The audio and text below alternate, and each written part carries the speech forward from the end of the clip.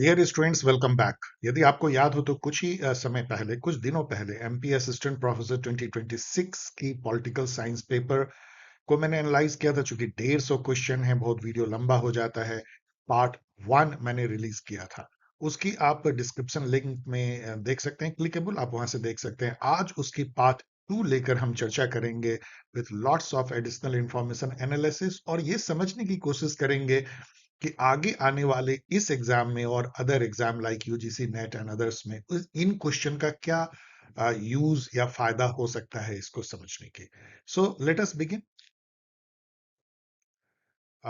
यदि आप ये जानना चाहते हैं कि कोई कोर्स है इस तरह के एग्जाम के लिए, असिस्टेंट प्रोफेसर सेट या यूजीसी नेट, तो आपके लिए गोल्डन अपॉर्चुनिटी है फाउंडेशन बैच, जो first time pol science help platform पे लॉन्च किया जा रहा है, जहां we discuss threadbare basic concepts plus information plus MCQ quiz हर लेवल का। एंड मुझे पूरा विश्वास है कि ये हर एग्जाम के लिए बहुत इंपॉर्टेंट है, लेकिन UGC net and assistant professor के लिए तो बेहद बेहद इंपॉर्टेंट।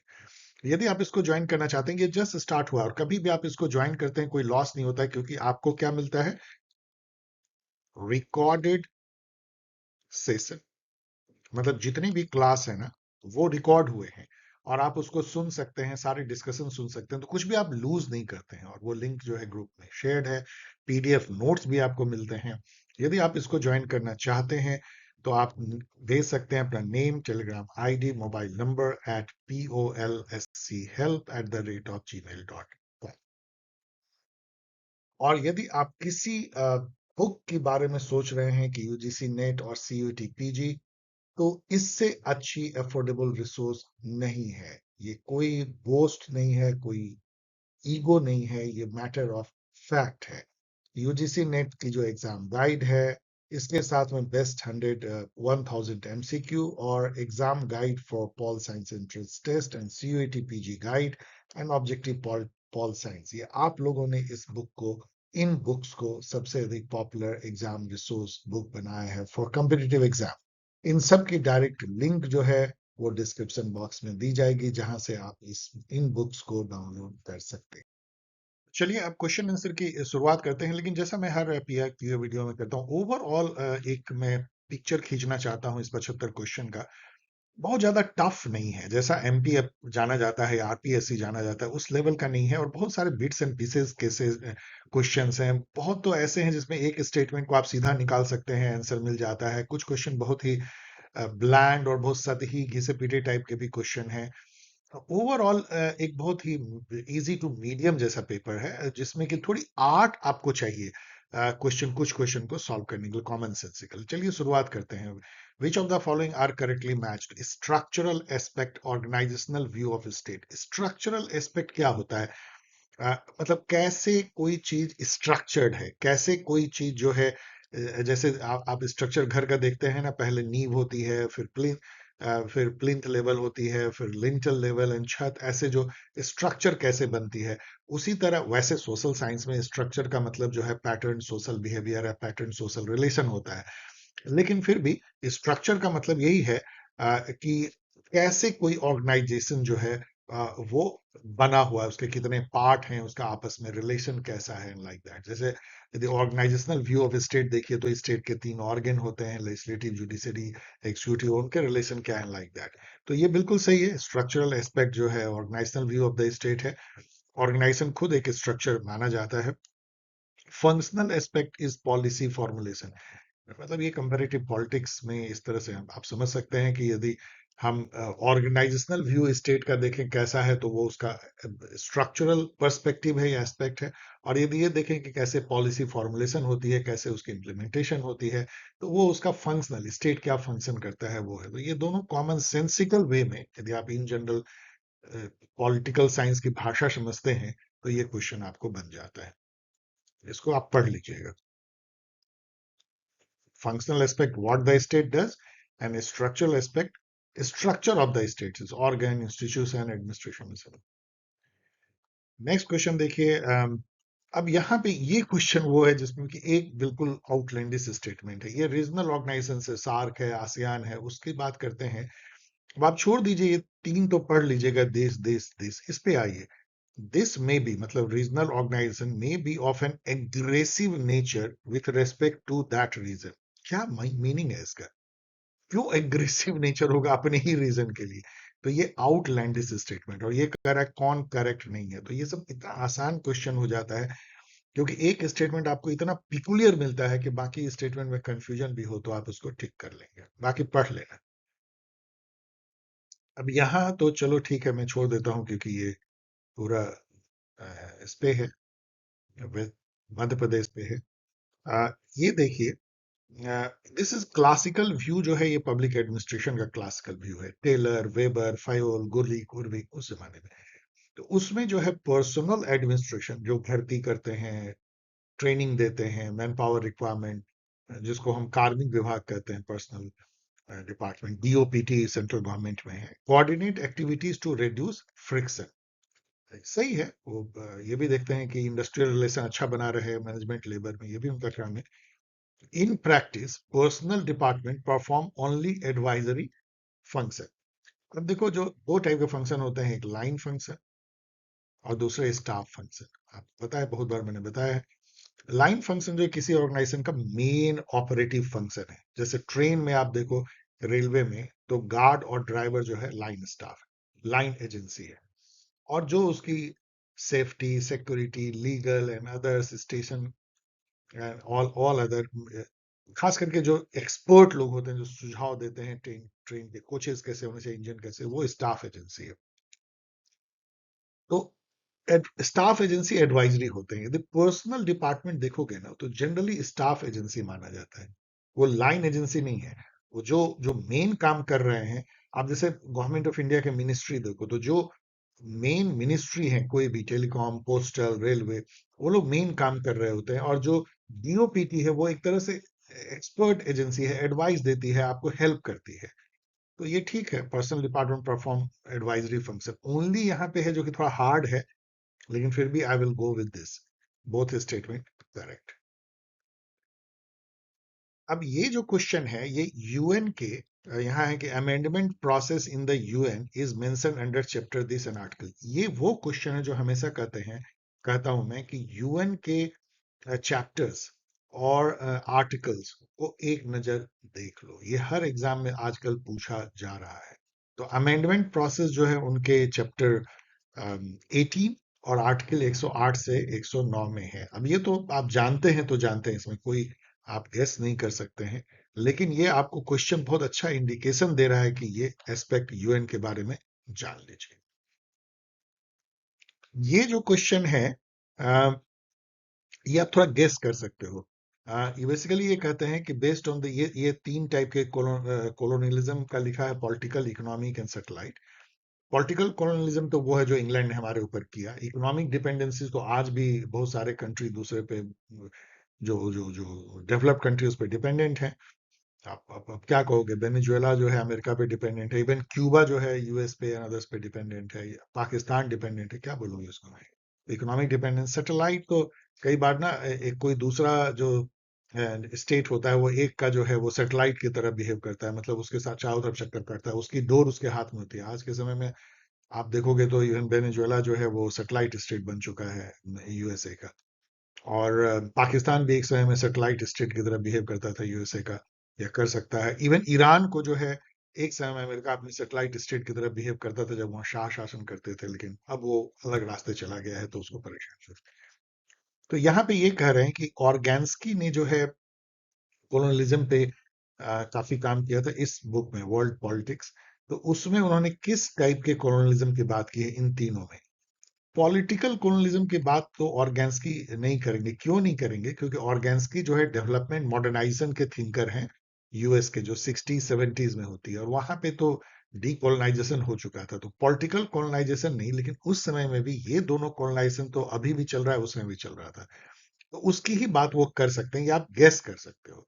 और यही इसका जो है सही आंसर भी है, 2 और 3। तो ये गेस कर सकते हो इस बेसिस पे कि 1960 में कोई पॉलिटिकल कॉलोनियलिज्म की बात कैसे करेगा। ये दोनों क्वेश्चन बहुत स्पेसिफिक एमपी का है, मैं इसको छोड़ रहा हूं। In the context of contemporary international relation theory, which of the following best describe the concept of soft power. ये मैं कह रहा था कि ये क्वेश्चन थोड़ा ब्लैंड है ये पेपर। सॉफ्ट पावर क्या है ना, ये मुझे लगता है कि मेरे जितने स्टूडेंट हैं सभी जानते हैं सॉफ्ट पावर। सॉफ्ट पावर मतलब आप अपने बिना किसी फोर्स के, कोएर्सन के, अपने चार्म, अपनी इमेज जो आपके इंटरनेशनल रिलेशन में है, अ, उसके चलते यदि आप अपनी बात मनवा लेते हो तो सॉफ्ट पावर है। जो यहाँ पे लिखी गई है कोऑप्टिव एबिलिटी। कोऑप्टिव एबिलिटी मतलब अपने साथ लोगों को मिला लेना। To shape the preference of others through attraction, culture and political ideals. ये सब के चलते यदि आप कहते हो कि हम बहुत पुराने डेमोक्रेसी इंडिया कहता है, योगा है, बॉलीवुड है, हम मतलब बहुत ही यूनिटी इन डाइवर्सिटी है, डाइवर्स कल्चर है, हमारे एंशिएंट सिविलाइजेशन है, इसके चलते जो आपकी बात लोग मान लेते हैं, दैट इज सॉफ्ट पावर। ये कहने वाले जो थिंकर थे, ये क्वेश्चन बहुत बार पूछा जाता है। इन्होंने बुक ही लिख दी थी, soft power the means to success in world politics, 2004 में, जोसेफ ने। ये वही जोसेफ ने हैं जो रॉबर्ट कोहेन के साथ मिलकर कॉम्प्लेक्स इंटरडिपेंडेंस देते हैं, जो नियो लिबरलिज्म का मेन कॉन्सेप्ट है, कॉम्प्लेक्स इंटरडिपेंडेंस। वही जोसेफ ने सॉफ्ट पावर की बात करते हैं। ये सॉफ्ट पावर, हार्ड पावर और स्मार्ट पावर की बात करते हैं। स्मार्ट पावर जो है वो सॉफ्ट पावर और हार्ड पावर का एक जुडिशियस मिक्स है। Which of the following are primary function of administration as per Fayol? आपको याद है गुलिक उर्वी जिन्होंने दिया था पोस्ट कॉर्ब, तो उसी तरह फयोल ने दिया POCCC। POCC जो है वो है planning, organising, coordination, commanding, communication, इस टाइप का जो यहाँ लिखा हुआ है, planning, organising, commanding, coordinating, controlling, sorry controlling. POCC इन्होंने दिया, और ये जो है ये तो planning, organising, staffing, directing, coordinating, reporting, budgeting है। ये गुलिक उर्विक ने दिया, तो ये भी आपको याद। तो ये दोनों जो है ना स्ट्रक्चरल व्यू ऑफ ऑर्गेनाइजेशन से हट के है। एक तो स्ट्रक्चर है और ये फंक्शनल व्यू ऑफ ऑर्गेनाइजेशन है। फंक्शनल ऑर्गेनाइजेशन में होता क्या है, काम क्या किया जाता है। गुलिक उर्विक का कहना है पोस्ट कॉर्प एक्रोनिम, और फायोल का PO CCC। Easy question. Which of the following is not a characteristic of post behaviourism. ये भी आसान है क्योंकि मेरे सभी स्टूडेंट जो 7 credo of post behaviouralism, 7 feature कह लीजिए, substance, change, brute reality, fact value, integration, protect human value, action oriented, action and change oriented, political scientist as action of social change. इसमें आप देखोगे तो सब कुछ है इसमें। सब्सटेंस, प्रोसीड, टेक्निक है ना। Substance, substance matter, relevance matter, ना कि केवल technique, brute fact and all. Action science तो है ही, action, action oriented. Positive role of intellectual भी है, मतलब political scientist as change of social change, agent of social change. But commercialisation of politics again एक आउटलैंडिश चीज उन्होंने दे के आपका काम आसान कर दिया। ये क्वेश्चन देखिए इंडियन पॉलिटिकल थॉट का या इंडियन पॉलिटी का। Who among the following was the interim president of the constituent assembly of India. Again ये एकदम ब्लैंड, घिसा पिटा, ऑफ्ट रिपीटेड क्वेश्चन है। वी ऑल नो डॉक्टर सच्चिदानंद सिन्हा, ये भी बिहार से थे। लेकिन इसमें एक इंटरेस्टिंग जो फैक्चुअल है, जो बहुत ब्रूट फैक्ट है, लेकिन यूजीसी नेट ने एक बार पूछ दिया। उन्होंने क्या पूछा कि डॉक्टर राजेंद्र प्रसाद किस दिन जो है परमानेंट प्रेसिडेंट बने थे। अब मुझे तो उस दिन से याद हो गया कि 11 दिसंबर 1946 को बने थे। तो फिर ये भी जानो कि सच्चिदानंद सिन्हा किस दिन बने थे। ये 9 दिसंबर 1946 को जो फर्स्ट बैठक हुई थी कॉन्स्टिट्यूएंट असेंबली की, उस दिन बने थे। इसका मतलब सच्चिदानंद सिन्हा जी कितने दिन रहे इंटरिम प्रेसिडेंट? 2 दिन। तो ये दोनों इंफॉर्मेशन उस क्वेश्चन के लिए जो कि लोग माथा पीट लेते हैं उसमें आपको काम आएगा। यदि किसी दिन ये पूछा गया कि किस दिन सच्चिदानंद सिन्हा बने और किस दिन डॉक्टर राजेंद्र प्रसाद, और जो दूसरा सवाल है डॉक्टर राजेंद्र प्रसाद किस दिन बने, जैसा मैंने बताया ये पूछा गया है, हंसो मत। 88 नंबर क्वेश्चन देखिए। Which of the following statement about behavioralism are correct? Statement 1 है behavioral revolution was highly influenced by post positivism. No, post positivism तो पॉजिटिविज्म को एक तरह से काट के आगे बढ़ता है, जिसमें कि ब्रूट फैक्ट ऑब्जर्वेशन से आगे बढ़ने की बात होती है। बिहेवियरल रिवोल्यूशन तो पॉजिटिविज्म पे बेस्ड था ना कि पोस्ट पॉजिटिविज्म। तो वन तो गलत है ही। The statement developed into Chicago school during 1930s under the leadership of Moritz Schlick of Vienna university. Moritz Schlick जो है वियना सर्किल या वियना जो थॉट थे, उनके तो बहुत चीफ थिंकर थे वियना सर्किल के, लेकिन इनका शिकागो स्कूल से नाता नहीं था। शिकागो स्कूल के जो फाउंडर थे वो चार्ल्स मेरियम थे और हैरोल्ड डी लासवेल, बाद में और बहुत सारे थिंकर, रॉबर्ट डेल और हर्बर्ट साइमन, ये सब प्रभावित थे इस बिहेवियरल स्कूल या बिहेवियरल थॉट जो था शिकागो स्कूल का। ये क्वेश्चन बहुत बार पूछा था, who is the founder of the Chicago school of political science, और वो कैसे बिहेवियरल रिवॉल्यूशन लाता है। तो ये भी गलत है, दोनों गलत है, तो both the statements are incorrect. ये जो क्वेश्चन है ये भी एकदम घिसा पिटा है कि maximum number of minister including PM, council of minister centre में कितने हो सकते हैं। इवन स्टेट में भी यही रूल है, और इसके लिए 91st अमेंडमेंट आता है। और एएमडी में लिख रहा हूं अमेंडमेंट को, 91st अमेंडमेंट कितना 2003 में आता है, चेक कर लेना। वाजपेयी जी के टाइम में आया था, जिसमें कि एक कैप लगा दिया था, एक सीलिंग, कि मैक्सिमम जो है 15% of the total number of member of the Lok Sabha ही हो सकते हैं। मान लो लोकसभा में करीब 540 मेंबर हैं, तो करीब 75-80 के आसपास, उससे अधिक जो है मिनिस्टर, काउंसिल ऑफ मिनिस्टर में नहीं। उसके पहले तो 100 से ऊपर भी जा सकता था, कुछ भी हो सकता था।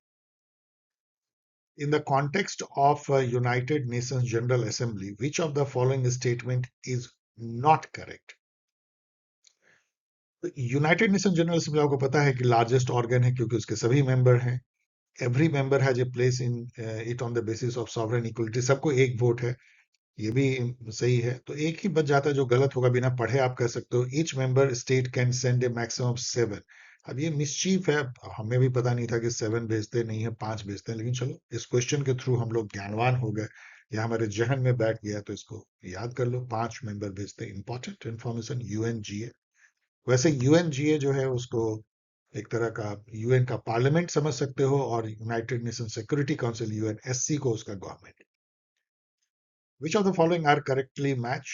मार्शल डेमोक, थोड़े से ये दोनों थिंकर बहुत छिपे हुए हैं, डेमोक एंड पेफनर, लेकिन ये दोनों स्टेटमेंट जो है वो सही है। इन्होंने पब्लिक एडमिनिस्ट्रेशन को जो डिफाइन किया, मैंने यहाँ दे दिया है।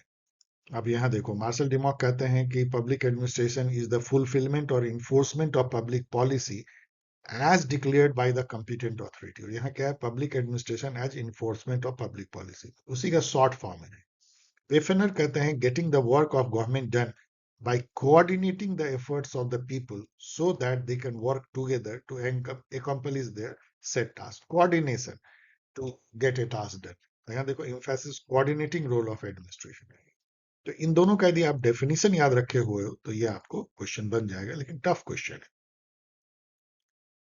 अब ये जो क्वेश्चन है नॉर्थ साउथ डायलॉग की बात करता है। नॉर्थ साउथ जो है बेसिकली, यदि आप मैप देखोगे ना वर्ल्ड का, तो जितने डेवलप्ड कंट्री हैं वो आपको नॉर्थ में दिखेंगे, ज्योग्राफिकल नॉर्थ टॉप में, और नीचे जो साउथ है उसमें आपको डेवलपिंग कंट्री दिखेंगे, एक्सेप्ट ऑस्ट्रेलिया, न्यूजीलैंड जो है साउथ में, लेकिन इनको नॉर्थ में माना जाता है, मतलब डेवलपमेंट के बेसिस पे। अब यहाँ देखो क्या लिखा है, the south is mostly rich while the north is full of undeveloped and developing country. तो सीधा उल्टा मोस्ट आउटलैंडिश स्टेटमेंट है, और यहाँ वो कह रहे हैं नॉट करेक्ट।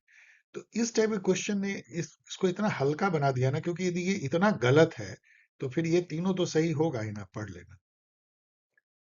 ये जो मैच करना है ये भी बहुत आसान है, क्योंकि ये सब बहुत बड़े बड़े थिंकर हैं। लाइक आइडियलिज्म के जो इमैनुअल कांत हैं, बहुत बड़े थिंकर हैं। रियलिज्म के मॉर्गन थ्योरी फादर कहलाते हैं। सिस्टम थ्योरी के डेविड स्टर्न फादर कहलाते हैं। यदि आप तीन जानते हो तो भले ही आप थॉमस स्किलिंग का जानो चाहे नहीं जानो, कोई फर्क नहीं पड़ता है। वैसे ये गेम थ्योरी में इन्होंने जो है नोबेल प्राइज जीता है। इनका एक बहुत ही फेमस बुक है 2005 की, मुझे लगता है कहीं मैंने दिया है, शायद आगे के स्लाइड में दे दिया। थॉमस सेलिंग की बुक है game theory in international relation पे। चलो आप मैच कर लेना, एक ही दो से ये मैच तो हो जाना चाहिए। जैसे मान लो आइडियलिज्म कांत का, तो ए का टू, तो ए का टू से ही आप 50-50 गेम खेल लेते हो, ये दोनों को खत्म कर दो। अब बी का वन है और रियलिज्म मॉर्गन था, तो बी का वन, और इससे ये हो जाए। विच of the following pair is not correctly matched?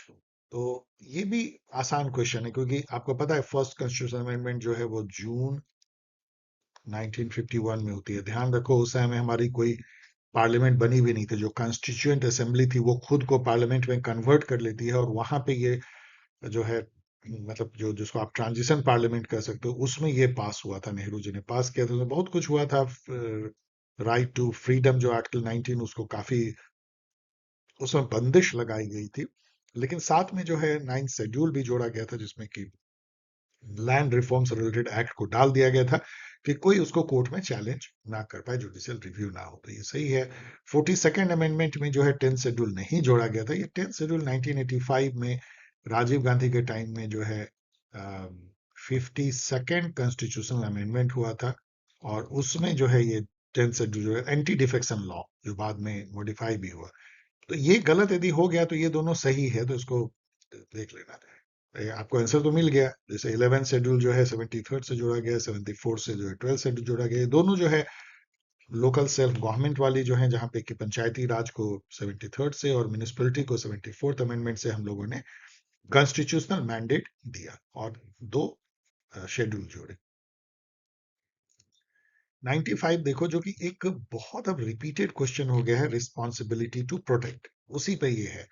Responsibility to protect का मतलब ये होता है कि जैसे सपोज करो कि चाइना जो है वो ओगहिर मुस्लिम है उसके नॉर्थ वेस्ट प्रोविंस में, उसके साथ वो जाति कर रहा है। तो दुनिया जो है वो चुप नहीं बैठेगी यदि कोई स्टेट अपने ही पीपल, अपने ही सिटीजन पे अत्याचार कर रही हो। तो दुनिया जो है वो चाहे तो एक फोर्स के बेसिस पे उन पीपल को बचा सकती है। अभी सोचो कितना कंटेंसस है, यदि कल को चाइना के अंदर घुस के लोग यदि कुछ कंट्री ऐसा करे तो वॉर ही हो जाएगी। गरीब कंट्री पे आप ऐसा कर सकते हो, लेकिन जो मजबूत कंट्री है, क्या कुछ कर सकते हो क्या? सब कहने की बात है, ये सब दो मुहापन है इंटरनेशनल रिलेशन में। बट एनीवेज, तो ये जो है ना, ये बहुत फेमस एक जो है 2005 में यूएन वर्ल्ड समिट होती है, वहां इसको अपनाया जाता है। अब आपको पता है कि इसमें तो बहुत सारे इश्यूज सॉवरेंटी के थे। तो यहाँ क्वेश्चन देखो, international commission on intervention and state sovereignty formulated a criteria based framework to build a global consensus on armed humanitarian intervention। उन्होंने कहा कि सॉवरेंटी का भी ध्यान रखो और पीपल को बचाना भी है। तो बड़ा ही एक बीच बीच का एक हैपोक्रेटिक टाइप का उन्होंने कुछ क्राइटेरिया बेस बनाया होगा, जिसको 2005 के वर्ल्ड समिट में जो है एक्सेप्ट कर लिया गया।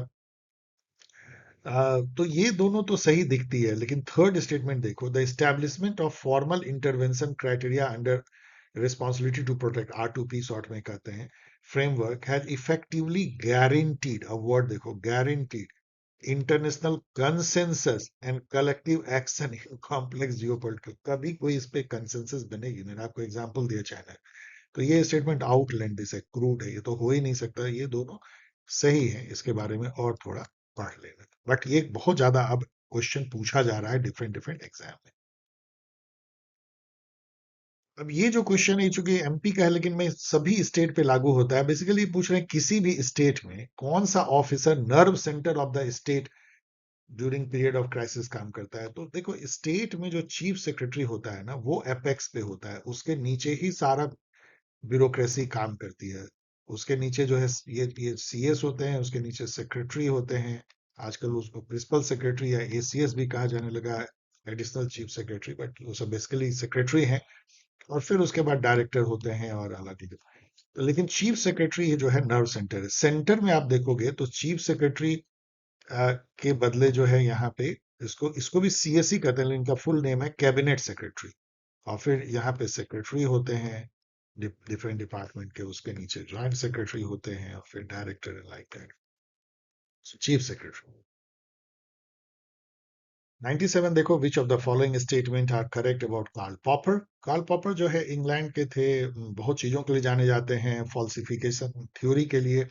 इनका बहुत फेमस थ्योरी है कि साइंटिफिक थ्योरी केवल वो है जिसको कि फॉल्सिफाई किया जा सकता है। इसका मतलब, कहने का मतलब क्या है, कोई थ्योरी को यदि आप टेस्ट करके उसको झूठा बता सकते हो, मतलब गलत बता, तभी तो वो, मतलब जो टेस्टेबल है, जो टेस्टेबल ही नहीं है वो प्रोवर्ब है, सही। इसके अलावा वो पीस मिल सोशल चेंज के लिए भी जाने जाते हैं, जो लिखा है, मतलब वो कंजर्वेटिव थिंकर थे। तो ही सेज कि छोटा छोटा चेंज होना चाहिए, piecemeal social change, and links it to the notion of open society.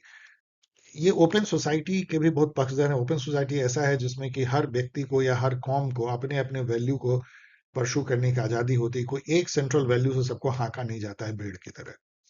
तो कार्ल पॉपर ने जो ओपन सोसाइटी का जो आइडिया था, वो बर्गसन से लिया है, इन्होंने ये कहा है। अब ये तो यहाँ पे आके ये टफ हो जाता है, लेकिन ये है बिल्कुल सही। बर्गसन जो है ये फ्रेंच फिलोसफर थे, हेनरी बर्गसन, और इन्होंने इंट्रोड्यूस किया था ओपन सोसाइटी। इसको पढ़ लेना, यहाँ बहुत इंपॉर्टेंट इंफॉर्मेशन है। कार्ल पॉपर ने इसको यूज करके एक बुक लिखा 1945 में, the open society and its enemies. इनका कहना था कि प्लेटो, मार्क्स और हेगल ये सब जो है ओपन सोसाइटी के इनमी रहे हुए हैं। मतलब इन लोगों ने एक सुपर वैल्यू जो है समाज पे सुपर इम्पोज करने करके क्लोज सोसाइटी बनाने की कोशिश की। ये भी पूछा जाता है कि ओपन सोसाइटी के इनमी है, किसको किसको मारते हैं। तो दोनों ही जो है इसमें सही है। Consider the following statement regarding the quorum. Quorum का मतलब क्या होता है? जैसे मान लीजिए आप कोई मीटिंग बुलाते हो, 10 मेंबर है और 2 ही मेंबर पहुंचे, तो क्या आप मीटिंग कर लोगे, फैसला ले लोगे? आप बोलोगे ना कि भाई नेसेसरी जो अटेंडेंस होना चाहिए वो नहीं है। That is called quorum. Minimum member किसी कमिटी के या किसी हाउस के सभा के होना, जिससे कि आप एक लेजिटिमेट डिसीजन ले सको, तो उसकी रूल बनाई गई है। जैसे जो सेंट्रल लेजिस्लेटिव है हमारे यहाँ, जो लोकसभा है या पार्लियामेंट राज्यसभा, उसमें है कि जितनी उसकी स्ट्रेंथ है 1/10 होना चाहिए। जैसे लोकसभा की 545 मान लो है, तो करीब 55 मेंबर होने चाहिए, 10%। लेकिन जो लेजिस्लेटिव असेंबली है वहां पे थोड़ा चेंज है। वहां पे है या तो 10 मेंबर हो या 1/10 ऑफ टोटल मेंबर, मतलब दोनों ऑप्शन देते हैं। 10 मेंबर हो जाए तब भी हो जाएगा, और 1/10 हो तब भी, दोनों में जो भी ग्रेटर है उससे हो जाएगा। यहां पे इन्होंने क्या किया है कि the proceeding of the assembly will be considered valid only when the number of members is equal to 1/10 of the total number of member. मतलब यहाँ पे देखो ओनली लिख दिया है। ओनली मतलब कि ये 10 मेंबर वाला खा गए, जो कि वो गलत है। आर्टिकल 189 में बिल्कुल लिखा हुआ है, इसका मतलब ये स्टेटमेंट जो है गलत हो गया। तो ये तो गलत हो गया। The governor summon the session of the legislative assembly, बिल्कुल सही है। जैसे प्रेसिडेंट यहाँ समन करते हैं, वहां गवर्नर करते हैं। The chief minister decide the timing of the assembly meeting. No, assembly की मीटिंग कब होगी उसका स्पीकर डिसाइड करेगा, थोड़ी चीफ मिनिस्टर डिसाइड करेंगे। प्राइम मिनिस्टर नहीं, स्पीकर डिसाइड करते हैं। So only statement 2 is correct. Medium level का क्वेश्चन मैं बोलूंगा, लेकिन इंडियन कॉन्स्टिट्यूशन के आर्टिकल पे अच्छी ये क्वेश्चन है, ये जानना चाहिए आपको। और ये भी बहुत इंपॉर्टेंट है कि देखो, जो लोकसभा या राज्यसभा में अलग है और विधानसभा में अलग है, इस बात को ध्यान देना। वहां यहाँ 10 मेंबर वाली नहीं है सेंटर में। In which of his work did Hegel present the idea of Weltgeist? Geist मतलब वहां पे स्पिरिट को कहते हैं। तो वेल्ट जीस्ट जो है वर्ल्ड स्पिरिट का, यहाँ सोल लिखा है लेकिन वर्ल्ड स्पिरिट ज्यादा लोग कहते हैं। अब ये तो यहाँ यहाँ पे है ही, ये फिनोमेनोलॉजी ऑफ स्पिरिट ये है ही, तो ये तो आपको आंसर ऐसे ही दे दिया है। लेकिन यहाँ पे ना इंपॉर्टेंट है कि ये बुक बहुत छिपी हुई है, the encyclopaedia of philosophical sciences.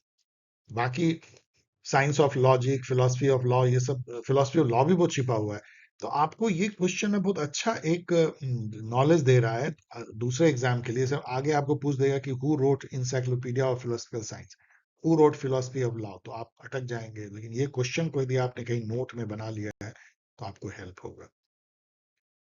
Which is the core objective of deterrence? अब ये ना वोकेबलरी है। इंटरनेशनल रिलेशन में डिटरेंस का मतलब क्या होता है, या कॉमन लाइफ में डिटरेंस का क्या मतलब है? एक एग्जाम्पल लो, गांव में एक बहुत हट्टा कट्टा पहलवान जैसा आदमी है, कोई उससे लड़ाई करेगा क्या? पता है, यदि आप बहुत मजबूत हो ना, तो आपकी लाइफ इतनी अच्छी रहती है, आप बहुत भोले भाले बन के जी सकते हो, क्योंकि आपके पास डिटरेंस की ताकत है। कोई आपसे टकराएगा ही नहीं, कोई आपसे बुरा बोलेगा ही नहीं, तो आपको आपको ही बोलने की जरूरत नहीं है। तो इसी को डिटरेंस कहते हैं। डिटरेंस मतलब डिस्करेज और restrain someone from taking unwanted action such as armed attack. कोई हिम्मत ही नहीं करे, मतलब आप उसको इतना डिटर कर दो, इतना मतलब उसको इतना डर जाए वो कि यदि इस पे कुछ करेंगे तो सोचो क्या होगा।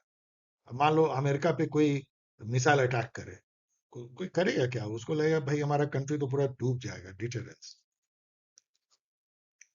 सबसे लंबा स्टेटमेंट सबसे सही। Which among the following was not an objective of the non-aligned movement? यहाँ पे भी एक आउटलैंडिश स्टेटमेंट आपको दिखेगा, जैसे ये following A strict policy of global neutrality and isolation. जो पहली चीज समझाई जाती है नॉन अलाइन पढ़ाते हुए कि भाई ये ना तो आइसोलेशन है कि बिल्कुल हम छिप जाएंगे शुतुरमुर्ग की तरह बालू में अपना सर घुसा लेंगे, ना ही न्यूट्रलिटी है, नहीं है। ये एक्टिव जो है जजमेंट है कि कौन सही है कौन गलत है, केस टू केस बेसिस, किसी पाले में बिना पड़े हुए। ये यदि गलत हो गया तो एक ही आपको गलत ही करना है, तो ये तीनों सही होगा, पढ़ लेना। ये भी क्वेश्चन मध्य प्रदेश का नहीं है, ये किसी भी हाई कोर्ट का, स्टेट हाई कोर्ट का लो, इसको छोड़ दो। किस आर्टिकल के तहत उनको पावर है टू सुपरवाइज सबऑर्डिनेट कोर्ट? और ये मैंने क्वेश्चन दो तीन एग्जाम में देखा है, इसलिए मैं कह रहा हूँ ये इंपॉर्टेंट है। आर्टिकल 227 क्या कहता है? देखो, power of superintendence over all court by the high court, every high court shall have the superintendence power. ये हाई कोर्ट है, और जितने कोर्ट है ना, डिस्ट्रिक्ट कोर्ट, उसके ऊपर उनका सुपरिटेंडेंस है, और जितने ट्रिब्यूनल भी है, यहाँ पे ये बताता है कि आर्टिकल 227 जो है हाई कोर्ट को केवल एक कोर्ट की तरह नहीं देखता, एक एडमिनिस्ट्रेटिव ऑफिस भी है जो कि अपने नीचे के ऑफिसेस को कंट्रोल करता है। Which of the following group of thinker considered equality and liberty to be complementary to each other? ये क्वेश्चन स्टार क्वेश्चन है इस पूरे पेपर का, क्योंकि इससे आप बहुत नॉलेज ले सकते हो। इसको एक फॉर्मूला की तरह देखो कि यदि कोई थिंकर सोशलिस्ट विचारधारा का है, सोशल लिबरल है, सोशल डेमोक्रेट है, या इगैलिटेरियन है, समतावादी है, जॉन रॉल या रोनाल्ड डॉर्किन की तरह, तो वो कोशिश करेगा इक्वलिटी लिबर्टी को मिलाने का, मतलब दोनों को बैलेंस करने का, रिकंसाइल। लेकिन यदि कोई क्लासिकल लिबरल है, हॉब्स लॉक जैसा, या कंजर्वेटिव है, या लिबर्टेरियन थिंकर है, रॉबर्ट नॉजिक, फ्रेडरिक हयात जैसा, तो वो लोग जो है बोलेगा कि भाई जैसे ही हम इक्वलिटी लाने की कोशिश करते हैं, लिबर्टी का हनन होता है। तो दोनों एंटीथेसिस, दोनों दो पोल पे हैं। जैसे कि इसमें लॉर्ड एक्सन आते हैं, एलेक्स डे टॉकवेल आते हैं, फ्रेडरिक हयात, रॉबर्ट नॉजिक, मिल्टन फ्रीडमैन। इधर देखोगे तो हैरोल्ड लास्की सोशल लिबरल हैं, या जॉन रॉल हैं, रोनाल्ड डॉर्किन हैं, आर एच टवानी हैं, सोशलिस्ट है, जैसे वो सब आते हैं। तो इसमें आप देखोगे, तो इसमें आप देखो जॉन रॉल जो है वो तो मिला सकते हैं, फेडरिक हयाक नहीं मिलाएंगे, तो ये खत्म हो गया। यहाँ पे देखो लास्की मिलाएंगे, आर एच टॉनी मिलाएंगे, एशिया बर्लिन डिफरेंट है उनका, तो इस पे कोई थॉट ही नहीं है, वो तो निगेटिव पॉजिटिव लिबर्टी की बात करते हैं, और इक्वलिटी लिबर्टी को वो काटने वाला ही समझेंगे। तो ये भी गलत है। इसमें हारल लास्की तो सही है, आर एच टॉनी सही है, सीबी मैकपर्सन सही है। तो ये जो है बिल्कुल सही दिखता है, इसमें तीनों जो है ये सब सोशलिस्ट हैं। यहाँ पे देखो जॉन रॉल, अब यहाँ पे Laski, R H Tawney, CB Macpherson, और यहाँ पे जॉन रॉल है। तो जॉन रॉल भी तो मिलाने की कोशिश करते हैं, ये क्वेश्चन इसलिए, लेकिन मैं इस पे जाऊंगा, ये ज्यादा है, चलो, क्योंकि सीबी मैकफर्सन है जो कि डेफिनेटली जो है वो सोशलिस्ट जैसे हैं, तो ये ज्यादा है। लेकिन ये क्वेश्चन थोड़ा क्वेश्चनेबल है, क्योंकि जॉन रॉल भी मिलाने की कोशिश करते हैं, उनका इक्वलिटी और लिबर्टी प्रिंसिपल याद करो। चलो, लेकिन फिर भी आप एक नॉलेज ले लो, क्वेश्चन तो आंसर तो कंफ्यूजिंग है, लेकिन ये नॉलेज ले लो कि कैसे पहचानोगे। Which of the following is true regarding parliamentary executive? ये भी क्वेश्चन में दो मुझे सही लगता है। पार्लियामेंट्री एग्जीक्यूटिव देखोगे, जैसे इंडिया में है, तो members of the executive can remain in office for a limited term, कभी भी खत्म हो सकता है। नो कॉन्फिडेंस मोशन लाया गया, एग्जीक्यूटिव खत्म, जैसे ही लेजिस्लेचर का कॉन्फिडेंस खत्म और खत्म। और ये भी सही है, prime minister serve as the head of the government, कैसे इसको एक कहा जा सकता है? ये दोनों गलत है। Legislature is responsible to executive, उल्टा है, executive is responsible to legislature. और little overlap in, there is huge overlap between executive and legislature, legislature से एग्जीक्यूटिव, ये दोनों तो डेफिनेटली गलत है, लेकिन ये दोनों सही है, तो पता नहीं, पिछले वाले क्वेश्चन की तरह यहाँ भी ये फंबल कर गए। 105 नंबर क्वेश्चन जो है ना, यदि आप गूगल पे खोजोगे, अब कौन क्या कहता है, ये तो इतना आसान नहीं है ना, थोड़ी आप याद रखते हो, ये तो सबसे डिफिकल्ट क्वेश्चन होता है। तो आपको जगह जगह पे अलग अलग आंसर मिलेंगे, जैसे चैट जीपीटी पे डालो कुछ मिलेगा, कुछ मिलेगा। ये क्वेश्चन जो है इसलिए बहुत ही भ्रामक हो जाता है, जो भी आप ऑफिशियल आंसर है वही सही है। बेसिकली ये क्या कहता है? I am interested in the progress of humanity through nationalism and federalism. तो नेशनलिज्म और फेडरलिज्म दोनों को ह्यूमैनिटी का वाहक मानने वाले कौन होंगे? तो कई जगह आप देखोगे जयप्रकाश नारायण है, कई जगह Veer Savarkar. I will go with Veer Savarkar, क्योंकि वो तो नेशनलिज्म के तो थे ही बहुत बड़े चैंपियन, कल्चरल नेशनलिज्म के, लेकिन फेडरलिज्म के भी जो है वो काफी समर्थक थे, और वो ह्यूमैनिटी के वाहक इसको मानते थे, ह्यूमनिस्ट थे वो। ये क्वेश्चन भी बहुत अच्छा स्टार क्वेश्चन है। इसमें कह रहे हैं कि इसमें से कौन सा ग्रुप ऑफ लीडर है जो जरूर स्पीकर रहे हैं लोकसभा के? कृष्णकांत नहीं रहे हैं, वाइस प्रेसिडेंट रहे हैं। इसमें सुषमा स्वराज जो है फॉरेन मिनिस्टर थी, वो कभी स्पीकर नहीं रही हैं। और इसमें देखो बलिराम भगत, के S Hegde, P A Sangma, तो इसमें देखोगे तो ये दोनों ये सब रहे हैं। जीवी महाबलंकर तो फर्स्ट लोकसभा स्पीकर थे, उसको तो रट लो, और ये भी रट लो कि M.A. Iyengar second Lok Sabha speaker थे। और G.S. ढिल्ला, P.S. संगमा बहुत फेमस रहे, P.S. Sangma, K.S. Hegde, Baliram Bhagat Singh, 3 and 4। अच्छा question. By which constitutional amendment act was the provision of participation of worker in management of industries added? ये सब घिसा पिटा क्वेश्चन है। 42nd अमेंडमेंट से एक आर्टिकल 43A इंट्रोड्यूस किया गया, participation of worker in management, उसको पढ़ लेना। यहाँ पे जो है 86th अमेंडमेंट, ये राइट टू एजुकेशन लाता है 2002 में। 97th कॉन्स्टिट्यूशन अमेंडमेंट जो है कोऑपरेटिव सोसाइटी के बारे में था। इसने मतलब कोऑपरेटिव सोसाइटी को बनाना फंडामेंटल राइट बता दिया। एक पूरा पूरा पार्ट जोड़ा, part 9B। 44th constitution amendment को तो कहते हैं कि टर्निंग बैक द व्हील, जिसने कि 42nd अमेंडमेंट के अधिकतर जो प्रोविजन थे उसको पलट दिया था। Which of the following are correctly match? तो लाइन ऑथोरिटी जो है फंडामेंटल ऑथोरिटी टू कमांड, जिसमें मैंने बताया ना, ट्रेन में जो मेन जो ऑथोरिटी, जो किसी ऑपरेटिव ऑथोरिटी होती है किसी ऑर्गेनाइजेशन। स्टाफ एजेंसी ऑथोरिटी जो है एडवाइजरी या एक्सपर्ट ऑथोरिटी होती है।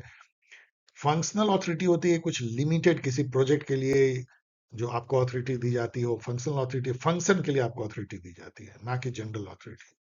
और कमिटी में कैसी अथॉरिटी होती है? वो एडवाइस स्पेशलिस्ट की होती है जो एडवाइस करते हैं। तो ये सब मुझे लगता है सब सही है इसमें।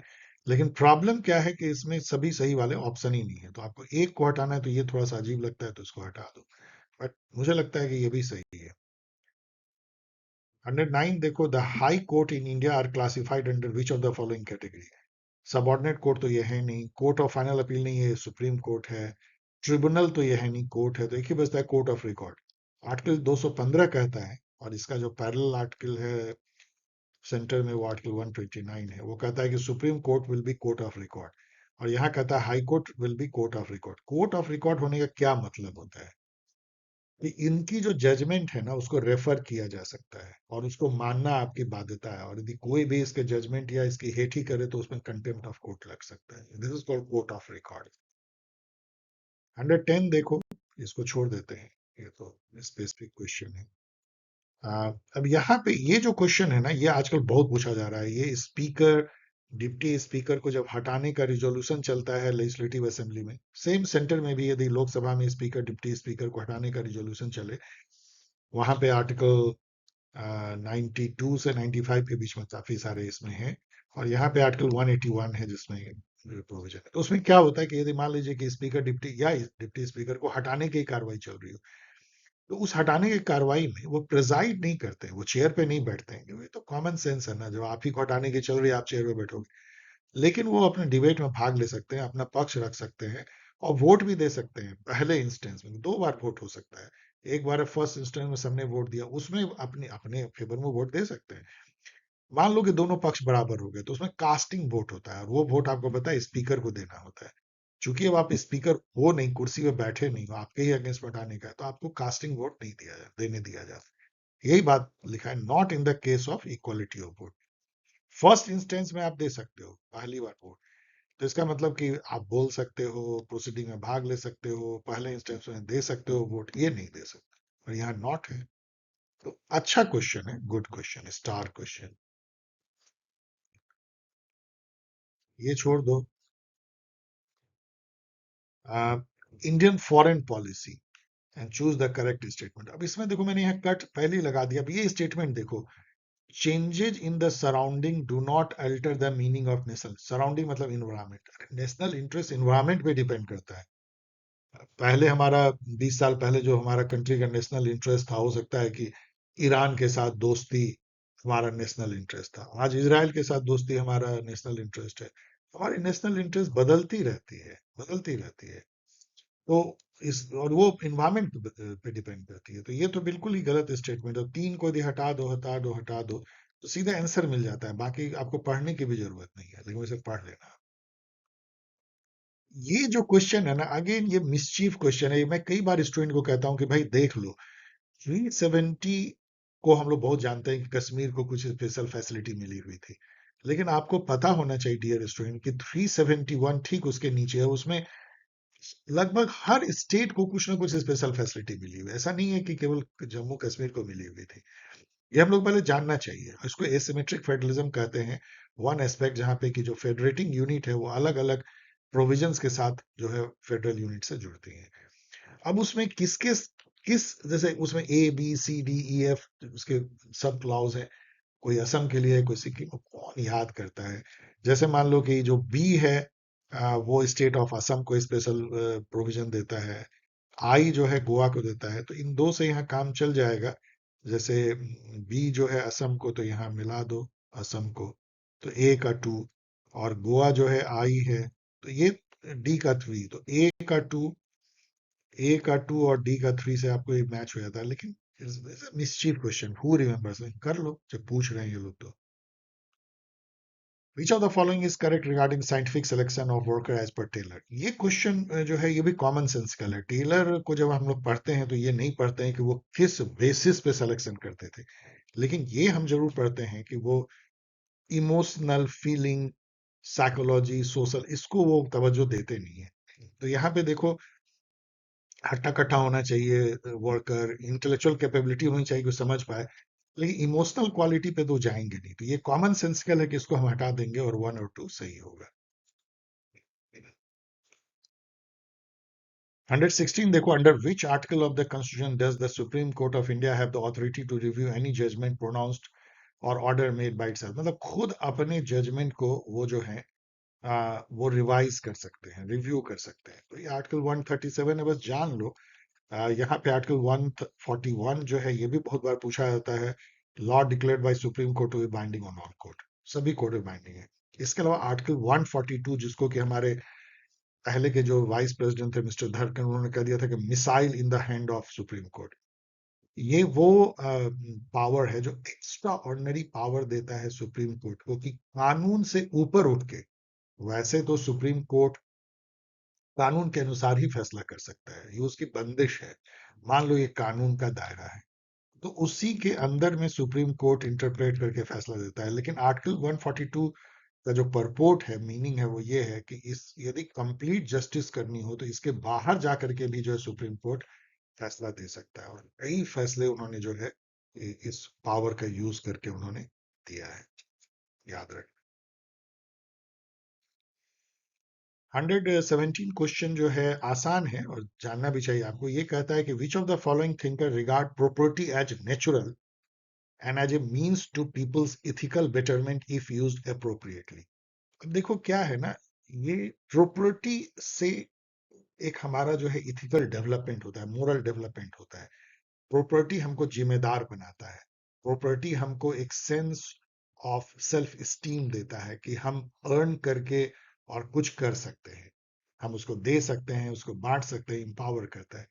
इस टाइप की बात जो है वो एरिस्टोटल करेंगे नेचुरली, क्योंकि ठीक उसके पहले उनके गुरु ने जो है वो communism of wife and property दिया था, जिसमें गार्जियन क्लास को प्रॉपर्टी रखने का हक ही नहीं है, केवल प्रोड्यूसर क्लास को। उसके अगेंस्ट में उन्होंने कहा कि नहीं, प्रॉपर्टी नहीं होना गलत है। सिटीजन का मतलब होता है जो प्रॉपर्टीड हो, अदरवाइज उसका कुछ स्टेक ही नहीं है। अभी आप देखो, इंडिया में भी यदि आप दिवालिया हो, मतलब आप इंसॉल्वेंट हो, तो आपको वोट देने से लेके और कोई पद देना आप संभव नहीं है। आपको कुछ नहीं मिलता है।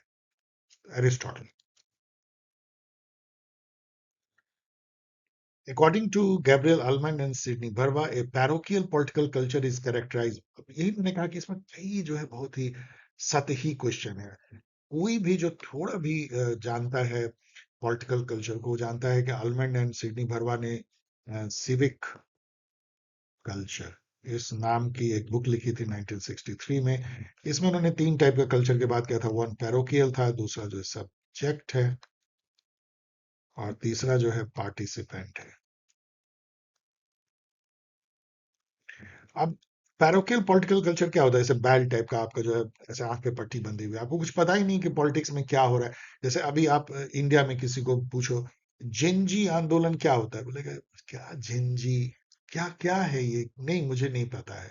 ये पैरोकियल कल्चर है।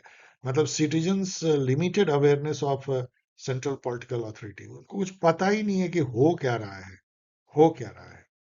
पैरोकियल सब्जेक्ट का मतलब है जो हो रहा है सब ठीक है, हमें क्या फर्क पड़ता है, अवेयर हैं लेकिन हमको पार्टिसिपेट नहीं करना है। कोई बोलेगा वो देखो तुम भी तो स्टूडेंट हो, शिक्षा के लिए लोग खड़े हैं, लड़ने जाओ, नहीं नहीं बाबा हमको नहीं जाना है, हमें कोई फर्क नहीं पड़ता है, ठीक है जैसे है वैसे है, ठीक है पढ़ लेंगे। पार्टिसिपेंट मतलब वो है जो जैसे जंजी जाके चले गए, डंडा खा रहे हैं लेकिन कर रहे हैं पार्टिसिपेंट। तो ये तीन टाइप के आइडियल टाइप पॉलिटिकल कल्चर है, इसका मिक्स जो है रियल होता है। अब आ जाओ कॉन्स्टिट्यूएंट असेंबली के बारे में, जहां Ambedkar ji has opposed making the village the unit of the constitution. ये सब लोग जानते हैं, कास्ट के चलते उन्होंने कहा था कि विलेज को यदि हम यूनिट ऑफ एडमिनिस्ट्रेशन मानेंगे ना तो कास्ट सिस्टम और ज्यादा जो है स्ट्रेंथन होगा, वहां कास्ट पॉलिटिक्स होती है, कास्ट ट्री। तो अब ये क्वेश्चन बहुत मजेदार पूछ रहा है, स्टार क्वेश्चन है। तो उन्होंने किसको यूनिट ऑफ एडमिनिस्ट्रेशन या यूनिट माना, मतलब इंडिया के एडमिनिस्ट्रेशन के लिए या इंडिया के कॉन्स्टिट्यूशन के लिए?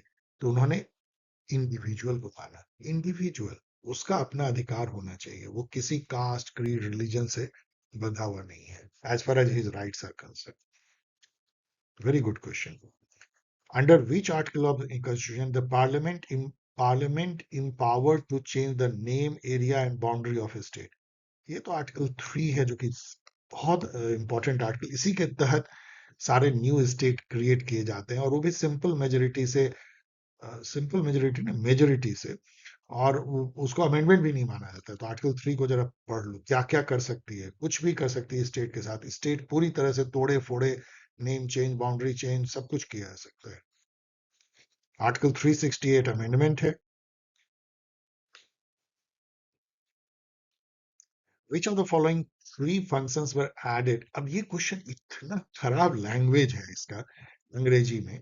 विच of the following three functions were added to the separation of power model legislature administration adjudication by Almond and Powell? अब देखो क्या है, जो इंस्टीट्यूशनल अप्रोच था, जो स्ट्रक्चरल अप्रोच था ऑर्गेनाइजेशन ऑफ द स्टेट, उसमें था कि स्टेट के तीन अंग होते हैं, ऑर्गन होते हैं, लेजिस्लेचर, एडमिनिस्ट्रेशन और जुडिशरी, एडजुडिकेशन और जुडिशरी। एलमेंट पावर पॉवेल ने सिस्टम अप्रोच लिया और कहा कि चलो हम ऐसे देखेंगे कि इस सिस्टम, जो पॉलिटिकल सिस्टम में क्या स्ट्रक्चर्स हैं और उसके क्या फंक्शंस हैं, इंस्टेड ऑफ की लेजिस्लेशन, एडमिनिस्ट्रेशन और जुडिशरी। तो उन्होंने कहा कि इसको भी हम दो पार्ट में बांट सकते हैं, इनपुट फंक्शन और आउटपुट फंक्शन। इनपुट फंक्शन में जो है इंटरेस्ट आर्टिकुलेशन है, इंटरेस्ट एग्रीगेशन है, पॉलिटिकल कम्युनिकेशन है, पॉलिटिकल सोशलाइजेशन, रिक्रूटमेंट है। और आउटपुट फंक्शन में रूल मेकिंग है, जिसको कि लेजिस्लेशन कह सकते हो, रूल एप्लीकेशन है, दैट इज एडमिनिस्ट्रेशन और एग्जीक्यूटिव, एंड रूल एडजुडिकेशन है, जो कि जुडिशियरी को रिप्लेस करता है।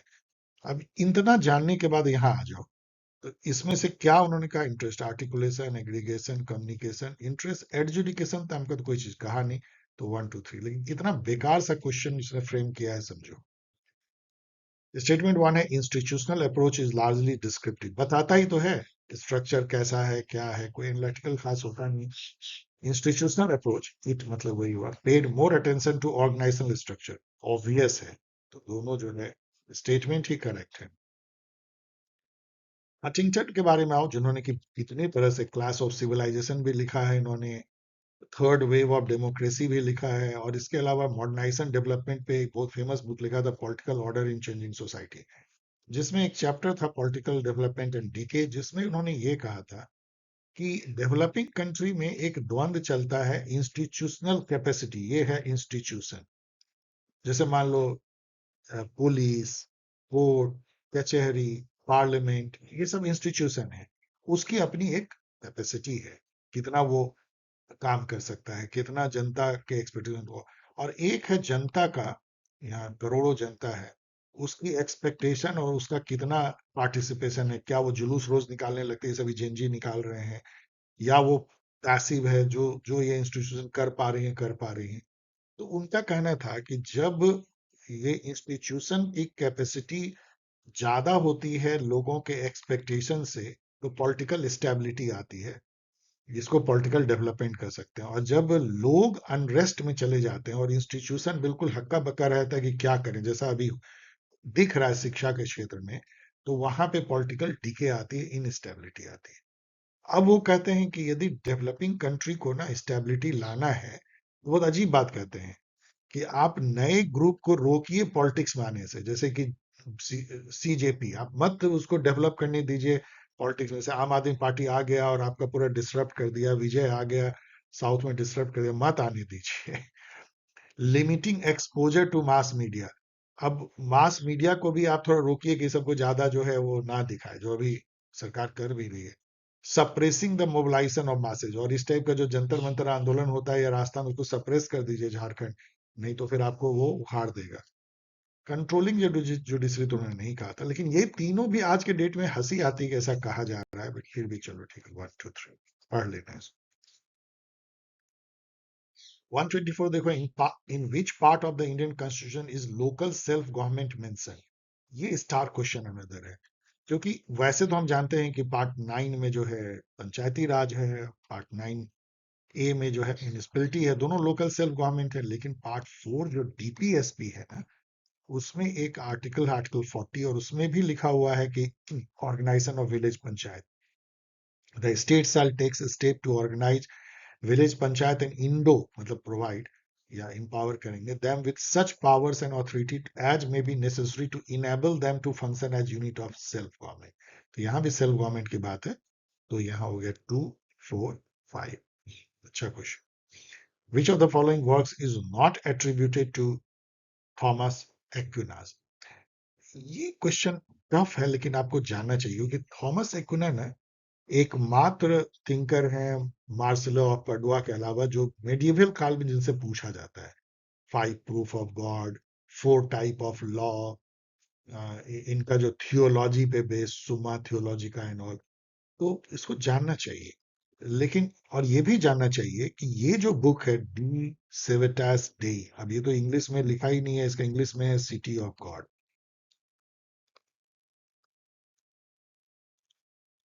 तो डे का मतलब द होगा, सवेताय दे, सिटी, सिविटास मतलब सिटी, और डे मतलब गॉड। तो दे सवेताय डे जो है, ये सिटी ऑफ गॉड है, जो कि सेंट अगस्टाइन ने लिखा है। ये हमें भी पता नहीं था, इसका ये नाम सिटी ऑफ गॉड पता था। तो ये तीनों जो है इनकी बुक है, ये भी देख लो, ये भी बहुत छुपा हुआ है। तो ये क्वेश्चन आपको इन्फो क्वेश्चन है, नोट बनाने वाला। 126 देखो, कंसिडर द फॉलोइंग स्टेटमेंट। अब ये जो क्वेश्चन है ना, ये कहता है यूएस के जो अमेरिका का प्रेसिडेंट है उसका जो ऑफिस होता है, आपको पता है वहां पे।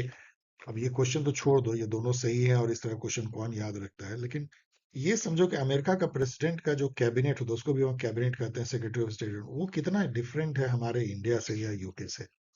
जब कोई वहां प्रेसिडेंट चुना जाता है ना, तो वो अपना सारा जो ऑफिसर है खुद चुनता है, एकदम डिफरेंट है इंडिया से। यहाँ पे क्या है, परमानेंट ब्यूरोक्रेसी है। जब कोई नई सरकार बनेगी, वो खुद कुछ नहीं चुन सकती है। जो सेक्रेटरी हैं, ज्वाइंट सेक्रेटरी हैं, वही सरकार चलाते रहते हैं। थोड़ी बहुत आप चेंज कर सकते हो, इसको वहां डाल दो, उसको वहां डाल दो, बट आप उसको ओवरऑल चेंज नहीं कर सकते हो। अमेरिका में डिफरेंट है, क्योंकि वहां कोई परमानेंट ब्यूरोक्रेसी नहीं है। जैसे ही प्रेसिडेंट बनता है, तो उसकी ऑफिस वो खुद अपना चूज करता है। तो ये दोनों सही है, लेकिन कि budget and accounting act 1921 created bureau of budget, the reorganisation act 1935 laid basis for executive of, कौन याद रखता है इन सब चीजों को, बकवास क्वेश्चन। इसका दो स्टार का दो क्वेश्चन मार्क, मतलब क्यों पूछ रहे हो। 127 देखिए, अगेन ये थॉमस एक्विनास और सेंट अगस्टिन पे क्वेश्चन पूछते हैं, जो कि बहुत टफ है। और इसमें ना वो दो थॉट को पूछते हैं। अब ये सब तो कितने स्टूडेंट जानते हैं, आप यदि नोट भी बनाओगे तो पता नहीं क्या यूज होगा, कितने एग्जाम में आएगा। एक तो स्कॉलास्टिसिज्म है, और दूसरा जो है मैनिकेइज्म है। अब ये सब कौन, मतलब कि सब कौन याद रखता है। स्कॉलास्टिसिज्म जो है वो मेडिवल यूरोप में एक मेथड ऑफ लर्निंग और फिलॉसफी था, जिसमें कि जो एरिस्टोटेलियन जो थॉट था ना, या ग्रीक का जो क्लासिक थॉट, उसको क्रिश्चियन फेथ, आपको याद होना चाहिए कि जो क्लासिकल ग्रीक थॉट था वो क्रिश्चियनिटी से बहुत पहले आया था, 600 800 साल पहले, 600 साल। तो उसको कैसे रिकनसाइल किया जाता है एरिस्टोटल और क्रिश्चियनिटी को। तो ये जो है इस पे सेंट अगस्टाइन जो है वो इसको शुरू करते हैं। तो ये तो नहीं थे मेडिवल थिंकर। तो सेंट अगस्टाइन तो ठीक है, ये सही है। लेकिन थॉमस एक्विना जो है मैकेनिज्म के जो है, और नियो प्लेटोनिस्ट, ये सब सही नहीं है। क्योंकि मैकेनिसिज्म जो है वो एक major dualistic religion founded by prophet Mani था 3rd century आफ्टर ईसा में। Thought the universe is a cosmic battle ground between equal forces of good को उन्होंने कहा light spirit and evil darkness matter. चलो ठीक है, ये गलत है, ये सही है। ये क्वेश्चन छोड़ दो। यहाँ पे देखो 128 arrange the following in chronological order. ये सब ब्रेड बटर क्वेश्चन में बोलता हूँ, मतलब कि ये सब क्वेश्चन के बगैर इंटरनेशनल रिलेशन पूरा नहीं होता। बहुत आसान है। नाटो 1949 में बनती है। वार्सो पैक्ट जो है उसके रिएक्शन में कम्युनिस्ट ग्रुप की अपनी जो है एक मिलिट्री पैक्ट होती है 1955 में। नाम 1961 में बनता है, और बर्लिन वॉल जो गिर जाता है 1989 में। तो आप अरेंज कर सकते हो 1 2 3 4 ऐसे ही है। कौटिल्य, ये भी क्वेश्चन बहुत स्टार क्वेश्चन है, बहुत जगह मैंने देखा पूछा है। कौटिल्य ने कहा कि 4 टाइप का नॉलेज जो है हो सकता है, और राजा को चारों टाइप का नॉलेज होना चाहिए। एक अनविंस्की है, मतलब science of inquiry, philosophical reasoning, जिसको रैशनलिटी कर सकते हो, लॉजिक। त्रयी है, 3 वेद की जानकारी और बढ़ता है। इकोनॉमिक साइंस की जानकारी और समीक्षा नहीं थी। चौथा उन्होंने कहा था दंड नीति, science of government and politics. तो 1 2 3, अच्छा क्वेश्चन। 130 देखो, who express that bureaucratic techniques cause their own reaction and goal displacement. पहले समझो गोल डिस्प्लेसमेंट क्या है। ब्यूरोक्रेसी जो है रूल रेगुलेशन पे चलती है। लेकिन रूल किस लिए बनाए जाते हैं? रूल जो होते हैं वो होते हैं किसी एम को पूरा करने के लिए, मीन्स होते हैं ये, कि जनता को वेलफेयर हो, फायदा हो, वो एम होता है। रूल, गोल। लेकिन ब्यूरोक्रेटिक ऐसी रिजिडिटी होती है रूल रेगुलेशन की, रूल को फॉलो करना ही गोल बन जाता है। तो आपका गोल डिस्प्लेसमेंट हो गया। तो ये कहने वाले रॉबर्ट के मेर्टन थे, बहुत फेमस सोशियोलॉजिस्ट। बहुत फेमस ये बात है। यहाँ पे ये तीनों जो थिंकर है ना, अपने अपने तरीके से वो बेवेरियन ब्यूरोक्रेसी के क्रिटिक हैं। आप जाके पढ़ सकते हो तीनों ने क्या क्या कहा। फ्रेडरिक्स ने तो उसके बदले पूरा इकोलॉजिकल अप्रोच दे दिया। 131, which of the following is not a function of secretary in the administration system? Madhya Pradesh छोड़ो, किसी भी स्टेट में, आपको मैंने बताया ना कि ऊपर में सीएस होते हैं हर डिपार्टमेंट के, उसके बाद सेक्रेटरी होते हैं। तो सेक्रेटरी का काम क्या है जो नहीं है, तुम आप समझो, send annual report to the department to the chief minister. ऐसा कुछ नहीं है, कोई सेक्रेटरी एनुअल रिपोर्ट जो है चीफ मिनिस्टर को नहीं भेजते हैं। बाकी तीनों पढ़ लेना, ये सेक्रेटरी अपने अपने विभाग के हेड होते हैं, और वो जो है रिप्रेजेंट करते हैं अपने डिपार्टमेंट को, पॉलिसी मेकिंग एग्जीक्यूट करते हैं, पॉलिसी मेकिंग हेल्प भी करते हैं, मिनिस्टर को एडवाइस देते हैं, हेल्प भी। Which article of the Constitution guarantee equality opportunity for all citizens in matter relating to public employment? तो ये आर्टिकल 16 है, equality opportunity in matters of public employment. पढ़ लो 16(1). 15(1) जो है वो कहता है कि स्टेट डिस्क्रिमिनेट नहीं करेगा caste, creed, religion, place of birth, sex पे। Article 14 rule of law, equal status या बिफोर लॉ।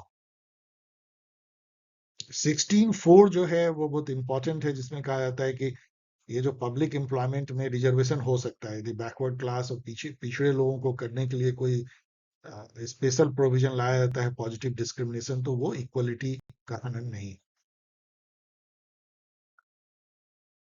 ये क्वेश्चन देखो, which of the following statement is correct in the context of political economy of international relation. Political economy मतलब कि किस तरीके से economy international relation को अफेक्ट करती है, या इंटरनेशनल रिलेशन का इकोनॉमी कैसा है, कौन प्रोड्यूस करता है, कौन खरीदता है, कैसे ट्रेड होती है, ऑल।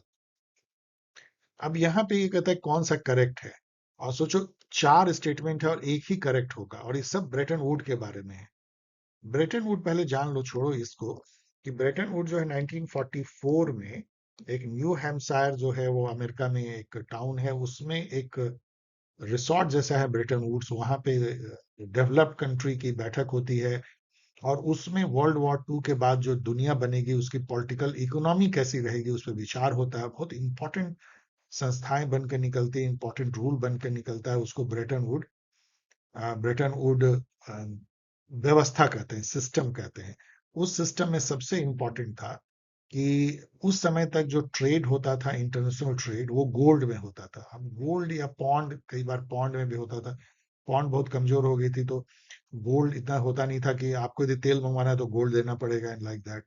तो उसके चलते ट्रेड बहुत लिमिटेड होता था। तो हुआ कि कोई भी, अमेरिका ने कहा कि कोई भी 35 US डॉलर हमको दे और हम 1 आउंस, और 1 आउंस कितना ग्राम होता है देख लेना, हम गोल्ड उसको दे देंगे। तो सभी कंट्री को अमेरिका ने बोला, as per Brayton would system, कि अब आप गोल्ड में ट्रेड मत करो, आप डॉलर में करो।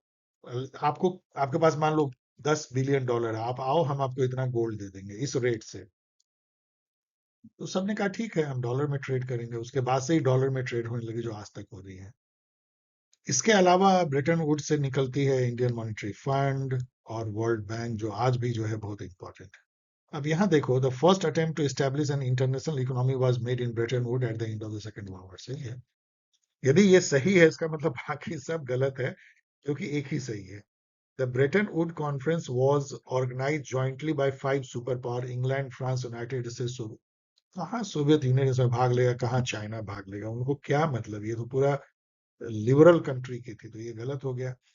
सम Latin America country and British India, ये सब कुछ नहीं था। वो लोग कौन बुलाएगा, ब्रिटिश इंडिया को कौन बुलाएगा, ये सब डेवलप्ड कंट्री के फैसले थे।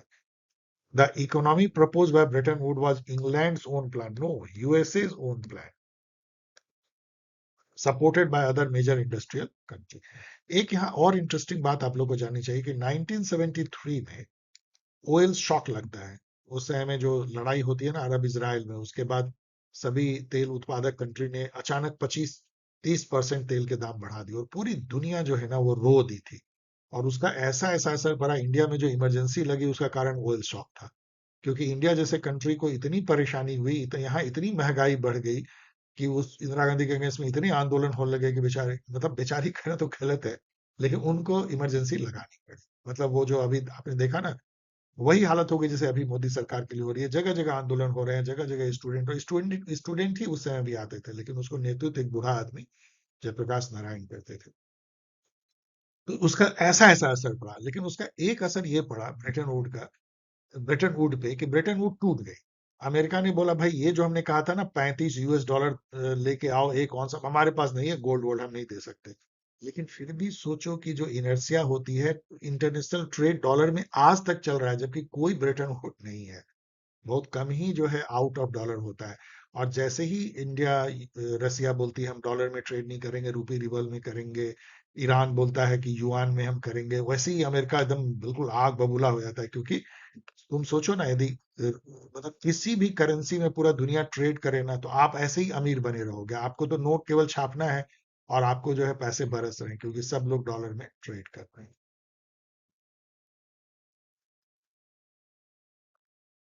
ये जो क्वेश्चन है ना कि यूएन के सेक्रेटरी जनरल को अरेंज करो क्रोनोलॉजिकल, ये ब्रेड एंड बटर, जिसको मैं ऐसे लिखता हूँ, ब्रेड एंड बटर क्वेश्चन, ये दूसरी बार मैं कह रहा हूँ। ये सब हर एग्जाम में पूछा जाता है, इस सब के बगैर जो है कोई क्वेश्चन पूरा होता नहीं है। अब बहुत ही घिसा बेटा क्वेश्चन होता है। अब यहाँ मैंने सबका दे दिया है, देख लो, तो ये सब क्वेश्चन को बना लेना। इसको रट ही लोगे कि 8 ही 9 इतना आसान है ना कि इस क्वेश्चन को छोड़ना नहीं। ये क्वेश्चन देखो, Mao wrote his famous essay on contradiction 1935, ये डेट गलत है, 1937 है, मिस्चीफ है, कौन याद रखता है। In he describe the ways to transform the world using dialectic, contradiction का मतलब ही डायलेक्टिक होता है, तो ये तो सही होगा ही। तो ओनली टू इज करेक्ट। ये देख लो 37। प्रॉक्सी वॉर क्या होता है, ये दूसरा तीसरा क्वेश्चन है, जैसे डिटरेंस है, प्रॉक्सी वॉर है, ये जस्ट आपको टर्मिनोलॉजी जाननी चाहिए। प्रॉक्सी मतलब क्या होता है, आप क्लास में नहीं हो, आपके बदले Ashok Kumar yes sir yes ma'am बोल दिया, उसको प्रॉक्सी कहते हैं। तो प्रॉक्सी का मतलब ये होता है कि आप नहीं हो, आपके बदले में कोई। तो यहाँ पे क्या है, war instigated by major power that does not itself become involve. आप कोरियन वॉर देखो, नॉर्थ कोरिया साउथ कोरिया लड़ रहे हैं, चाइना रसिया जो है नॉर्थ कोरिया को सपोर्ट कर रहा है, साउथ कोरिया को यूएसए, लेकिन ऊपर से, पीछे से सपोर्ट कर रहे हैं, ऐसे लड़ नहीं रहे हैं। That is called proxy war. अब ये क्वेश्चन जो है ना, ये बहुत ही भ्रामक क्वेश्चन है। ये सीएजी के बारे में है, आर्टिकल 148 सीएजी के बारे में कहता है, controller and auditor general of India conduct audit for both union and state. ये बिल्कुल सही है कि ऑडिट जो है वो यूनियन स्टेट दोनों का करता है, लेकिन अकाउंट्स जो है वो केवल वो स्टेट का देखता है। सेंटर ने अपना अकाउंट के लिए एक दूसरा ही ऑर्गेनाइजेशन बना लिया है, जिसको सीसीए कहते हैं, controller of central account state का। तो अब ये जो है, ये स्टेटमेंट तो सही है, अच्छा स्टेटमेंट भी, और ये भी बहुत इंपॉर्टेंट है कि according accounting was separated from audit इन 1976। उसी समय से इस सेंटर ने अपना अकाउंटिंग अलग कर दिया। अब सीएजी उसके अकाउंट मेंटेन नहीं करते, लेकिन स्टेट की करती है। ये दोनों तो सही है। What about this, audit in India is fully independent like USA and UK. देखो, ऑडिट इंडिपेंडेंट है, वो किसी गवर्नमेंट के अंदर नहीं आती है क्योंकि वो कॉन्स्टिट्यूशनल बॉडी है। लेकिन यूके यूएसए जैसा है ये कहना बड़ा डिफिकल्ट है। फर्क है। जैसे यूके में तो ऑडिट के बगैर आप खजाने से पैसा भी नहीं निकाल सकते हो, उसी का मतलब कंट्रोलर होता है। हम लोगों ने जो कंट्रोलर वर्ड अपनाया है ना, उसका मीनिंग यही होता है। लेकिन इंडिया में क्या ऐसा है?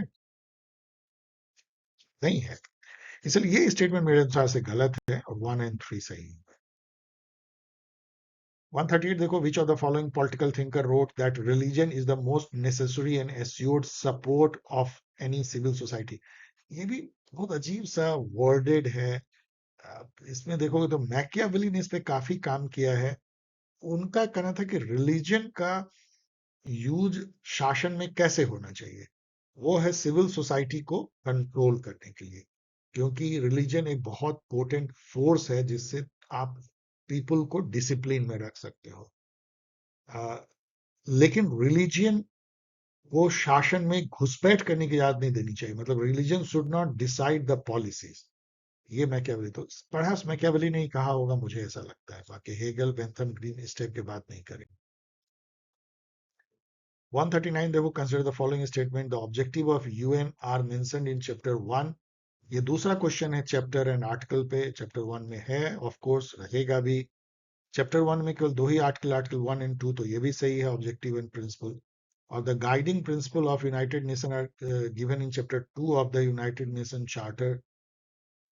तो ये भी सही है, लेकिन इसमें से एक स्टेटमेंट गलत है।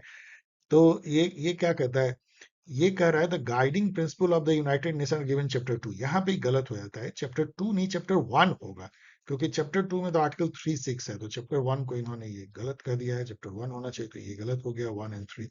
आप देख सकते हो कि ये कितना ज्यादा जो है, दो क्वेश्चन इन्होंने 75 में डिवोट कर दिया है यूएन के चार्टर और चैप्टर से। इससे ये साबित होता है, और मैंने देखा भी आजकल बहुत ज्यादा इस पे क्वेश्चन पूछ रहे हैं। फिर मैं कह रहा हूं, एक बार देख लो। ये क्वेश्चन ऐसा है कि आप इसको कर नहीं पाओगे, क्योंकि बहुत छिपा छिपा हुआ है। केवल डेविड हार्विक आपको पता होना चाहिए, मेरी तरह, यदि आप मेरे साथ हो, कि टाइम स्पेस कंप्रेशन इन्होंने ग्लोबलाइजेशन को कहा था, डिफाइन किया था ग्लोबलाइजेशन। लेकिन एंथनी गिद्धन ने जो है ये कहा था, intensification of world wide social relation linking distant facility. And Robert Gilpin ने कहा integration of world economy. Jan Aart Scholte ने कहा deterritorialization and growth of supra territorial relation. I don't know, but चलो ठीक है, एक बार देख लो। एडमिनिस्ट्रेटिव बिहेवियर किसने लिखा इस तरह का क्वेश्चन? लड्डू क्वेश्चन है एकदम, जो जिसको आप लपक लो type of. We all know administrative behaviour 1947, जिस साल हमारा आजाद हुआ था, हर्बर्ट साइमन ने लिखा था। इसी में उन्होंने अपनी जो रैशनल चॉइस थ्योरी भी दिया था। विंस्टन ऑस्ट्रॉम यहाँ पे हैं, जो पब्लिक चॉइस थ्योरी के लिए जाने जाते हैं। चेस्टर बर्नार्ड हैं, फंक्शंस ऑफ एग्जीक्यूटिव नाम के बुक के लिए जाने जाते हैं। Dwight Waldo, administrative state. Consider the statement for ethics committee in parliament. तो एथिक्स कमिटी में, चलो ये नॉलेज ले लो, ये इन्फो क्वेश्चन है, आप जानो चाहे नहीं। लेकिन इसमें इसको छोड़ के कि chairman of the committee is the leader of opposition, ऐसा कुछ नहीं है। अभी भी एथिक्स कमिटी के चेयरपर्सन अपोजिशन लीडर नहीं है, रूलिंग पार्टी का लीडर है। और ये जो एक परंपरा है केवल पब्लिक अकाउंट कमेटी के लिए, अब तो वो भी फॉलो नहीं की जाती है। तो बाकी सब सही है। ये के आर नारायण जब प्रेसिडेंट थे तब 1997 में इनॉग्रेट किया गया था। इसके 10 मेंबर होते हैं। इथिक्स कमेटी मतलब बहुत फेमस ये हो गया था जबकि महुआ मोइत्रा एक एमपी हैं टीएमसी की, उन पर इथिक्स कमेटी ने बैठक की और उनको रिकमेंड किया, इनको पार्लियामेंट से बाहर निकाल दिया, जो निकाल दिया गया। मतलब, और क्यों? उस पर आरोप क्या था कि उन्होंने कुछ गिफ्ट ले लिए थे फॉरेन आइटम के, किसी किसी बिजनेसमैन से, और अपना जो क्वेश्चन जो है पार्लियामेंट्री जो क्वेश्चन पूछे जाते हैं वो उसका यूजर आईडी पासवर्ड उन्होंने किसी बिजनेसमैन को दे दिया था, वो उनके बिहाफ में क्वेश्चन पूछते थे। ये सब इथिकल मतलब कि आपने ब्रीच किया है तो इथिक्स कमिटी बस जान लो। तो 3 को हटा दो, 1 to 4। Consider the following statement, Weber saw bureaucracy as most rational. वो तो उनका कहना था कि कोई भी जो रैशनल बेस्ड ऑर्गेनाइजेशन होगा मॉडर्न काल में उसको ब्यूरोक्रेसी होगा। It will be based on rule, regulation, hierarchy. Of course, he has emphasized specialization, division of labor and specialization. तो सभी सही हैं ब्यूरोक्रेसी के। अब ये भी जो है ना ब्रेड एंड बटर क्वेश्चन है। आप प्राइम मिनिस्टर ले लो और उसको अरेंज करने बोलो, और जहां बीच में गड़बड़ हुई थी ना, जो जो एक पीरियड चला था 89 के बाद, राजीव गांधी के हारने के बाद से लेके और 2014, 1989 से 2014 का जो पीरियड है उसमें बहुत सारे प्राइम मिनिस्टर आए गए, बहुत चेंजेस हुए, उसी बीच में पूछा जाता है। बीपी सिंह 1989 में बनते हैं, फिर उसके 1990 में जो है चंद्रशेखर बन जाते हैं बहुत थोड़े समय के लिए, फिर 1996 में जो है देवगौड़ा, और 97 में शायद जो है आईपी गुजराल। तो आप इसको अरेंज कर सकते हो 3, 4, 2, 1। अब ये भी question bread and butter question है। रिट पे पूछा जाता है, 5 टाइप के रिट होते हैं। हैबियस कॉर्पस, जिसमें कि कोर्ट कहता है प्रोड्यूस द बॉडी, मतलब किसी ने यदि किसी को किडनैप कर लिया, स्टेट ने प्रिवेंटिव स्टेट ने आपको गिरफ्तार कर लिया, तब भी आप जा सकते हैं। सर्ट्यूरी मतलब होता है कि हायर जो कोर्ट या ऑफिस कहती है लोअर कोर्ट या ऑफिस को कि भाई तुम अपने पावर को ब्रीच कर रहे हो, हम नहीं मानते कि तुमने सही ढंग से फैसला लिया, मतलब टू सर्टिफाई। क्यू वारंटी का मतलब होता है कोई जो पब्लिक ऑफिस है, ऑफिसर, उसको क्वेश्चन करती है कोर्ट की बाय विच राइट आप इस कुर्सी पे बैठे हुए हो। एक और होती है प्रोहिबिशन, रोक देती है हायर कोर्ट लोअर कोर्ट को कोई प्रोसीडिंग को आगे बढ़ाने से। और मंडमुस जो है, जो इसका क्वेश्चन है, वो है कि writ is issued to direct a public authority और government official to perform their mandatory legal duties in matters of public interest. मतलब कि कानून के अनुसार आपको ये काम करना चाहिए तो ये काम करो। ये जो है मंडमुस है, we command you do this job, ये एग्जीक्यूटिव के अगेंस्ट जारी की जाती है। जैसे कोर्ट कहेगा कि भाई तुमने इंक्रोचमेंट क्यों नहीं हटाया, तुमने ये काम क्यों नहीं किया। 146 देखो, Chhattisgarh state was formed under the Madhya Pradesh reorganisation act 2000। तो यहाँ जानना चाहिए कि छत्तीसगढ़ जो है एज ए 26 स्टेट जो है, यहाँ पे लिखा भी है 26वां स्टेट के रूप में जो है 1 नवंबर 2000 को फॉर्म होता है। उसके कुछ दिन बाद नवंबर 9 को जो है उत्तराखंड 27वां स्टेट बनता है, और उसके कुछ दिन बाद 15 नवंबर को झारखंड 28वां बनता है। अब देखो ये कितना ब्यूटीफुल क्वेश्चन बन सकता है कि तीनों स्टेट को लिख दिया जाए, छत्तीसगढ़, उत्तराखंड और झारखंड, और उसका डेट पूछा जाए। बहुत कंफ्यूज कर सकते हो, एक बार के लिए याद कर लो, ये ब्यूटीफुल क्वेश्चन बन सकता है। और ये आर्टिकल 2 के तहत नहीं, आर्टिकल 3 के तहत हम लोगों ने देखा ना, आर्टिकल 3 के तहत जो नए स्टेट बनते हैं। तो 1, 2 करेक्ट है। स्टेटमेंट 1 है, Mooney and Reiley called hierarchy the scalar process. उन्होंने एक बुक लिखा था, the principles of organisation. Hierarchy जो है क्या है, ऊपर टॉप बॉस है, नीचे उसका सबॉर्डिनेट, उसके नीचे subordinate, this is vertical change जो इसको उन्होंने स्केलर प्रोसेस कहा था। Yes, in hierarchy authority come from top, ये टॉप से बॉटम की तरफ फ्लो करती है। कमांड एंड कंट्रोल कम्युनिकेशन भी टॉप से बॉटम फ्लो करता है, ये फॉर्मल स्ट्रक्चर है। बहुत स्टेटमेंट करेक्ट, ये बुक भी याद कर लो। 48 देखो, which of the following thinkers propose the concept of the opportunity concept and the exercise concept of freedom, replacing negative versus positive form of freedom. तो ये चार्ल्स टेलर हैं। चार्ल्स टेलर जो है कम्युनिटेरियन थिंकर हैं।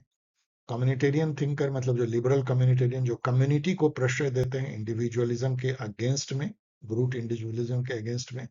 इनका मानना था, इन्होंने एक एस्से लिखा था, what is wrong with negative liberty 1979 में। इसमें उन्होंने ये कहा था कि निगेटिव पॉजिटिव हमको नहीं, जैसे ईसा बर्ली ने कहा, मैं उसको नहीं मानता। जो जो निगेटिव लिबर्टी है वो एक अपॉर्चुनिटी कॉन्सेप्ट है, वो आपको केवल अपॉर्चुनिटी देता है कुछ करने का, आप कैपेबल हो कि नहीं पता नहीं, कोई, मैं कई बार कह चुका हूं कि कोई फुटपाथ पे सो रहा है, आप उसको बोलोगे देखो तुमको पूरी आजादी है मल्टीप्लेक्स मॉल घूमने की, कोई रोक टोक नहीं है। क्या कोई रोक टोक है? नहीं है। लेकिन क्या एक बेचारा जो आदमी फुटपाथ पे सो रहा है उसके पास कैपेबिलिटी है? नो। कैपेबिलिटी होना और नहीं रोकना, केवल आपको अपॉर्चुनिटी है, that is bland, nothing. No capability, opportunity without capability.